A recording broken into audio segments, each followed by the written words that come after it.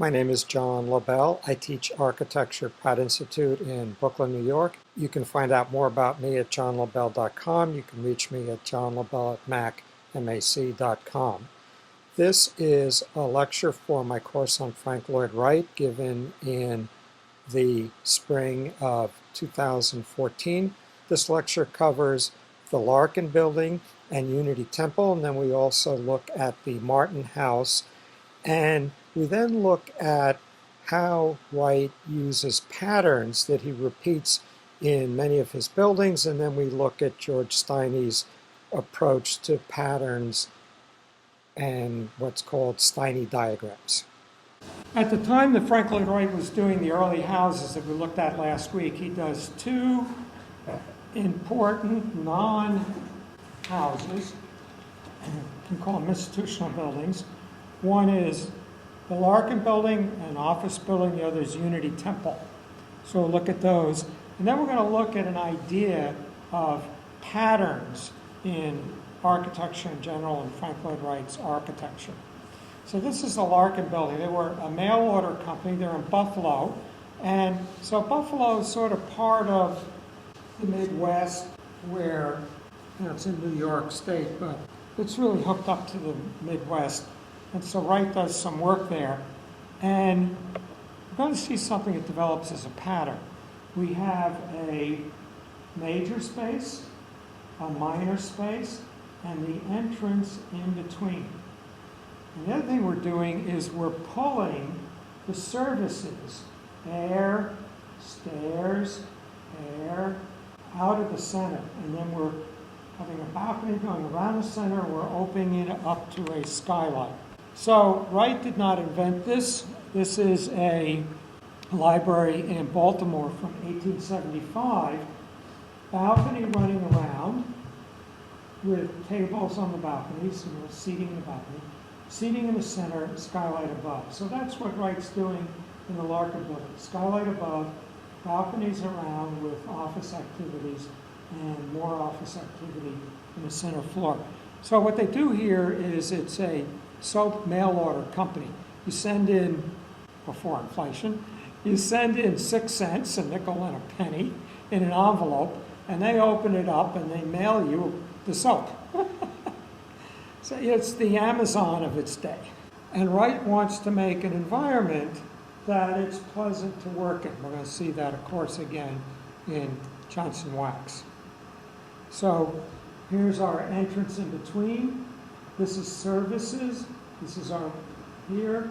This is our main body of the building. Now, this is a famous development on the part of Wright, where over a period of developments of the plan, so we see here these stairs inside the space, and they move out, air ducts and stairs, till the stairs here, air ducts are here next to the stair. And he also pulls out additional services, first as a bump and then as a separate entity with the entrance in between. So here's this process of pulling the services out of the body of the building to be articulated in these external stair forms. And you can sort of see this in Louis Kahn's medical towers, where he pulls the towers out for air and stairs. So here we have the building, major space, minor space, entrance in between. Skylight, courtyard open to the skylight, balconies running around, office desks here, pulling our air handling ducts and stairs, more air handling ducts, out of the body of the building to the outside into the corners, more stairs, and this is locker rooms for the employees. So it's sort of a service area, entrance in between. So you come in, change, and then go work at your office. It's one of the first centrally air-conditioned buildings. He does not use compressors, but he pulls the air in here, so you got dirty cities, because everybody's burning coal, right? So, and you've got horses. So You pull your air in from high up to get cleaner air, comes down, goes across a pool of water in the basement, which moisturizes the air and cools it by evaporative cooling, and then comes up ducts inside the building to air condition the building. So the building is like a diagram of its air movement. And this is one of Wright's working drawings of the equipment and the ducts. So here we are on one of these balconies, looking into the space. The building's actually kind of complicated, more complicated than I'm describing it. Toward the back there's a cafeteria, so it gets a little more involved. A couple of years ago when my students did a model of the building for their analysis project, and it's quite complicated. He designed the furniture for the building. It's the first steel furniture. It's done by Steelcase, who then later did the furniture for Johnson Wax. And some interesting ideas here. This chair does not have any legs. It's on an arm cantilevered out from this leg of the table, of the desk, so it can swing in and out. And the idea is he wants to make it easy to clean under there. So at night when the janitor help is cleaning up, makes it easier to clean. Probably not a useful idea, but that was the motivation. Okay. Just starting a couple of years later, Wright works on the Unity Temple. Wright's a Unitarian. Unitarian is there's no one Unitarian theology. But Unitarianism, first of all, they use the term unity or Unitarian because they don't believe in the Trinity, Father, the Son, and the Holy Ghost. There's only one God. And that God might even be nature. Might not be a guy in a nightshirt with a beard up in the sky. So it's more spiritual than organized religion. And there's a famous joke, which is applied in a lot of different ways, where someone says, I don't belong to any organized religion, I'm a Unitarian. The Unitarian group that he's a part of is building a new church in Oak Park. And it's about 3 blocks from his house, so he gets the job. Very tight budget. So in order to make it doable, he does poured-in-place exposed concrete. He might have liked to have sheathed it in brick, he might have liked to have built it in brick, but that's what the budget would afford. We see here continuation of the ideas in the Larkin building, and also a very geometric crispness. And this is going to be very influential in modern architecture. This is one of the buildings that gets published in the Wassmuth Folio. Europeans see it, and this becomes the aesthetic of modern architecture. So here is the Larkin building, here is Unity Temple. In the Wassmuth Folio, Wright makes these drawings where he shows the building, and then he shows how these forms are generated by the plan. I showed you the same thing with the drawing from the Roby House. And here we have main building, service wing, entrance in between, major space, minor space, entrance in between, in Unity as well as in Larkin. So it's the same principle where he is pulling the stairs to these outer corners. Now, to me, this looks kind of boxy, but Wright is using the term breaking the box, because in fact, the corner disappears. This corner is a stair, but it's not a part of the space. So, rather than the corner being like this, really it's like this. Well, let's go over here, like this. And the corner's gone. This becomes stair. So, major space. This is the church. These are balconies going around. seating in the center as well, and skylight above, over here. Hollow core piers supporting the building that have the air going through here. Enter, now I'm not sure what level we're on here because we don't have the door.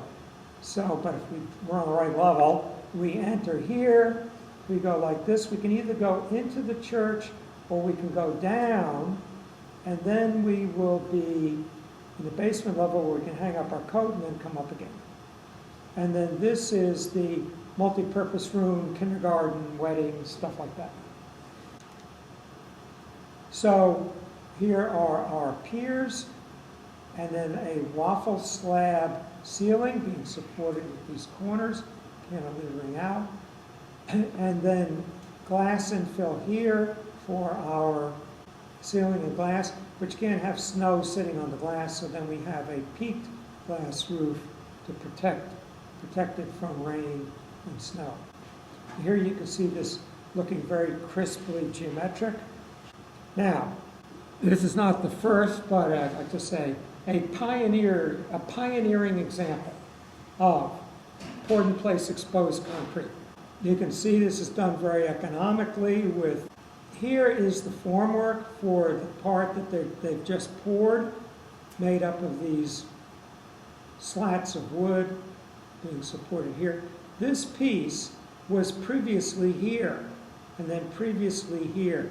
So each time they poured, after it cured, they'd move it up and pour again. So you call it pioneering primitive slip forming.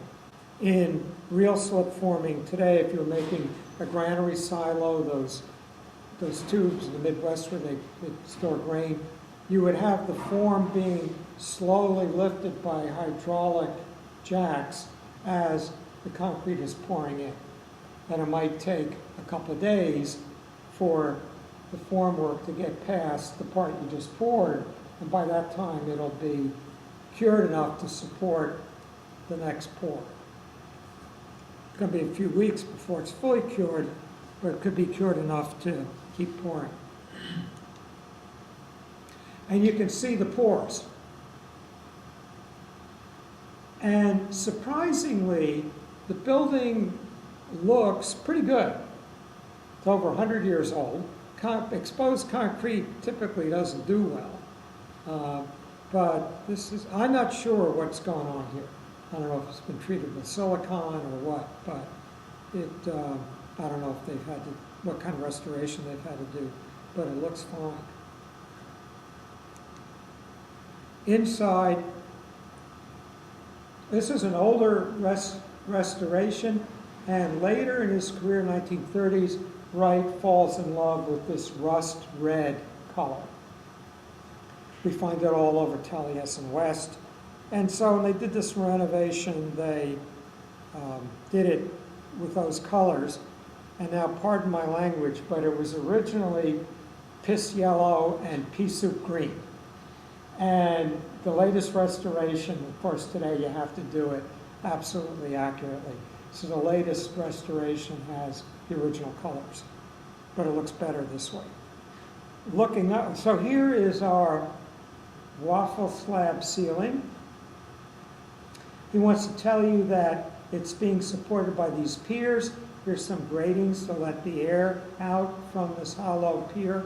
And the exterior wall is not supporting it, so we have glass here. If we look straight up, we have this abstract stained glass, and then there's very geometric forms like these lights are spheres and cubes, very richly geometric in its play. You see that kind of geometry and stuff they were designing at the Bauhaus in the 1920s. But here we are 20 years earlier, Wright already doing it. So here is the minister, and then here is the one balcony, second balcony, and seating in here as well. And Unitarianism is very much about community, so everybody's looking at everybody. The community is gathering.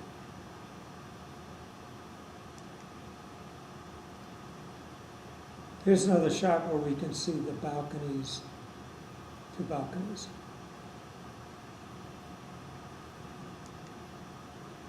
And here we are looking straight up. This is what one of these guys looked like. And 20, 30 years earlier, it's predictive of what we're going to see in Mondrian and other European abstract art.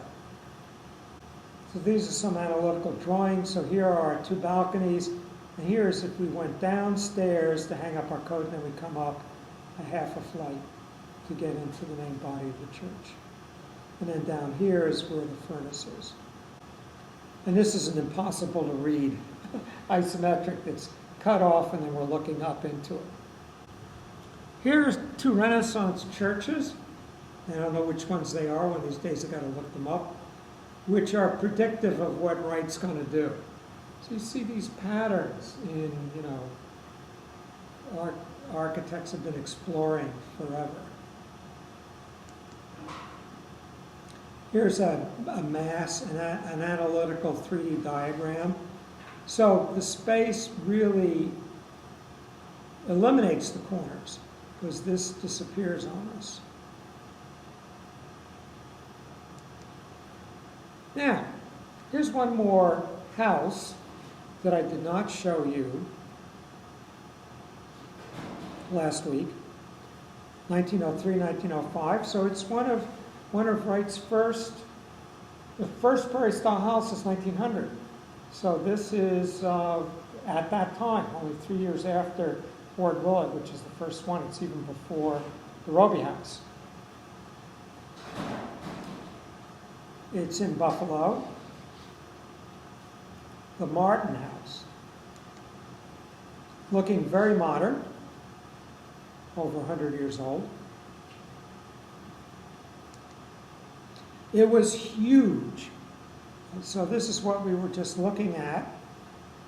And then there's this enclosed walkway. Back here are the garden shed. Here are the stables. Here's a guest house. This thing got all chopped up, separate owners. This was abandoned. There's an apartment building built through here, and it's all been restored. Anybody been there? So if you're in Buffalo, it's something you definitely want to see. So here is our plan. This is enclosed.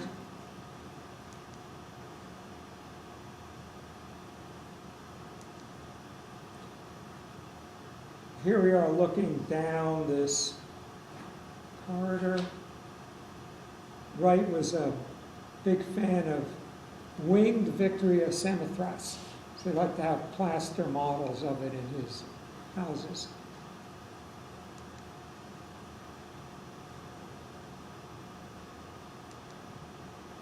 Now, here we are in the living room.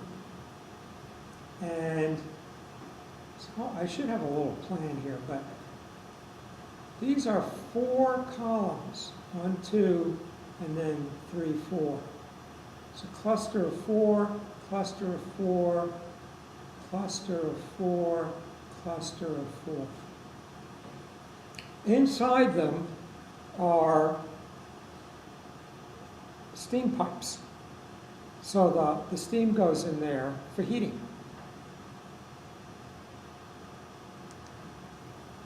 So here we have these 4 columns. 1, 2, 3, 4. 1, 2, 3, 4. 1, 2, 3, 4. 1, 2, 3, 4. Inside is mechanical, in this case the steam pipes. And I'm looking at this, and one day I'm looking and I say, here are these 4 guys, and there's 4 over here. And the entrance is right here.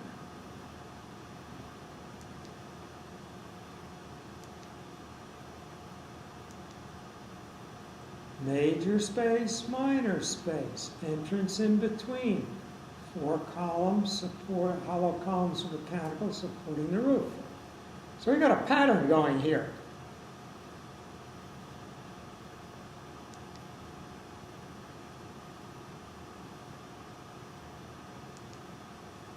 major space, minor space, entrance in between, balcony going around, skylight over the middle, hollow tubes dropping through with mechanical. Now, Wright did, we get to the Guggenheim, we'll see a 1925 sort of observatory, astronomical observatory, or actually a planetarium that Wright did. And it's got a spiral. So you say, oh, you know, this is a precedent for Guggenheim. But don't be deceived that it's got to be round to be a precedent. Organizationally, Unity Temple is a precedent for the Guggenheim. Major space, minor space, entrance in between, balcony running around, skylight in the middle, hollow tubes dropping through. You know, when he's got a challenge, he pulls out one of his key patterns. And toward the end of the course, we can sum up and see what those patterns are. There are about 4 of them. This is the most important one.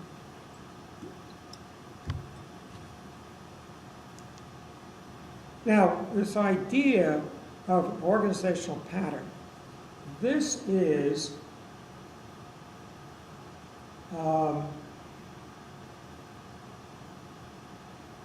the second Jacob's house. And we'll see that in a couple of weeks.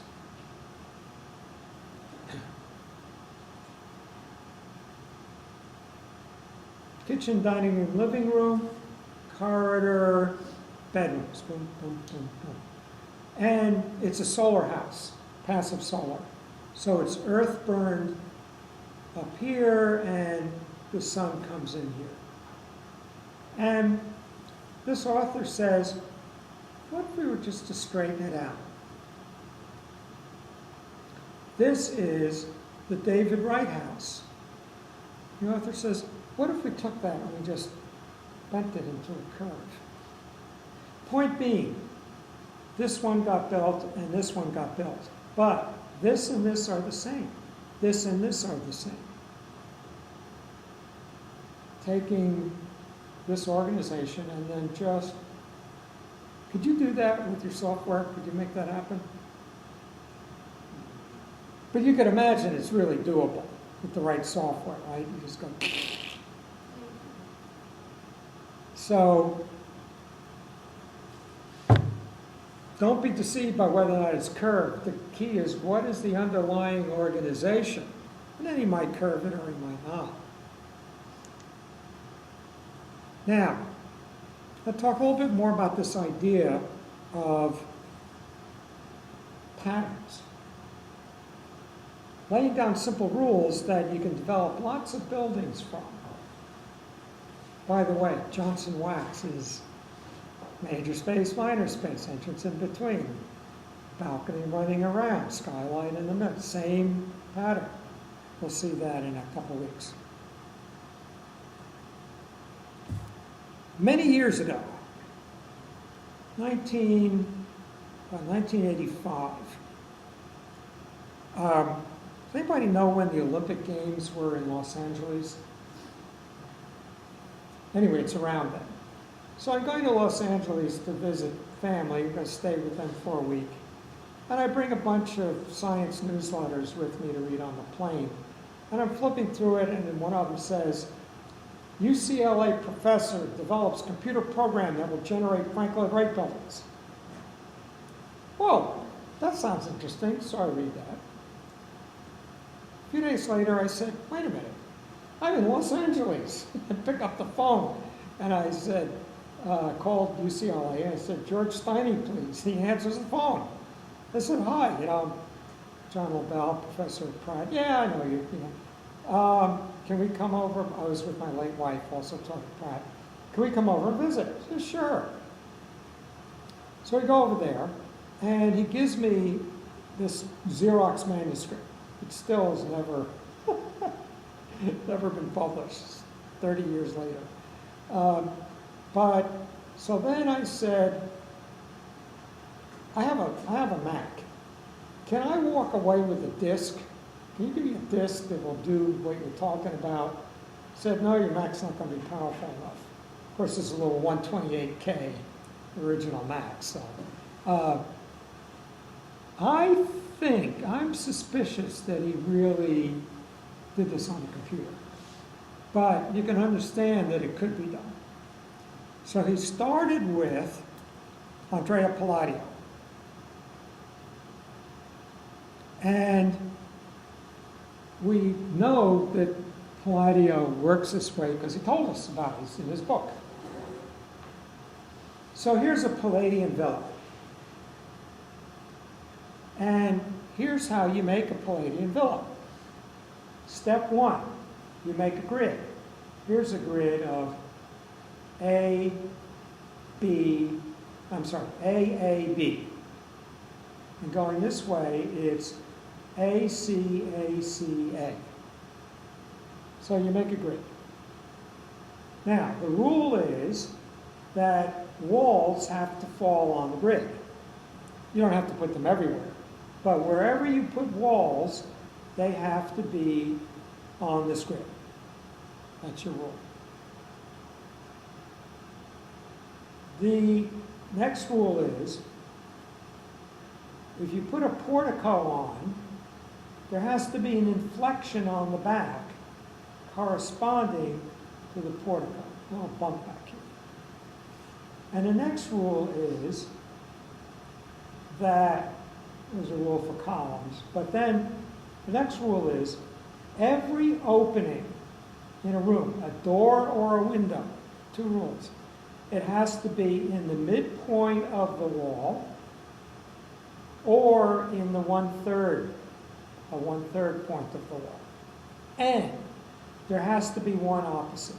There's a door here, there has to be a window opposite. Door here, there has to be a door opposite. Door here, there has to be a window opposite. Those are the rules. So he gives his students those rules, and they all make, each one of them makes a Palladian villa. And so they're named, the Villa Sacramento, Villa Sepulveda, Villa Santa Monica, they're naming them after streets in LA. But all of you can see they're each quite different, but they all follow those rules. They use this A, B, A, C, A grid. The walls have to be on grid lines. The windows have to be in either, this one's a little bit far over. But anyway, it's supposed to be in the midpoint or the third points of a wall. And there has to be, if there's a door or window, there has to be one opposite. I had a colleague here at Pratt some years ago when this came out. I showed him. He was a real Palladio expert. He would take tours of Palladian villas. Bring Pratt, I've arranged Pratt tours of Palladian villas. He said, yeah, I know about that. He said, somebody showed one of these to a colleague of mine who got very agitated. He said, how come I don't know that one? This is only 10 Palladian villas. How can you not know? It was so convincing. He thought it was real, but he'd never seen it, so he got very agitated. So, let's try that with Frank Lloyd Wright. So he takes a bunch of houses. Let's see if I can read these. Winslow, Henderson, Thomas. The Little House, the Willett House, and the Cheney House.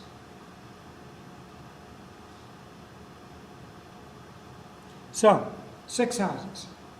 And from these 6 houses, they derive a set of rules. If there's, let's go here. Where can the fireplace go? The fireplace can go in a joint between these 2 spaces, and it can go on an exterior wall. How can these 1, 2, 3, 4 spaces join? Well, they can go with these as a cross, with these set off, with these set off further. In other words, they work out every possible variation you can do with these spaces and the position of the fireplace that fit a rule that Wright has used. And then, given those variations, what will the roof patterns do? And then they make up a house that looks like a Frank Lloyd Wright house because it follows all the rules, but it's not one that Wright did before. So that's the idea of patterns in architecture.